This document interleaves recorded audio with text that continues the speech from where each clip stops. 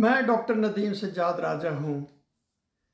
खसरा के बेशुमार केसेस पाकिस्तान में सामने आ रहे हैं। इससे पहले पोलियो के बेशुमार केसेस सामने आ रहे थे। अभी हाल ही में जो सूबा सरहद, जिसको खैबर पख्तूनख्वा भी कहते हैं, वहाँ के जो डायरेक्टर जनरल हेल्थ हैं, उन्होंने रिपोर्ट किया है कि 13 बच्चे खसरे से जान बाक हो चुके हैं और हज़ारों के हिसाब से केसेस जो हैं वो सामने आए हैं।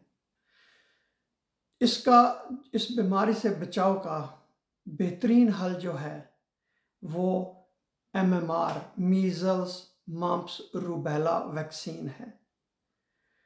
जितने भी वालिदैन हैं पाकिस्तान भर में, उनको चाहिए कि अपने बच्चों को MMR वैक्सीन ज़रूर लगवाएं, क्योंकि खसरा की कुछ ऐसी पेचीदगियां होती हैं कि जो जानलेवा साबित हो सकती हैं, और कुछ ऐसी पेचीदगियां होती हैं कि जिसमें बंदा माजूर हो जाता है।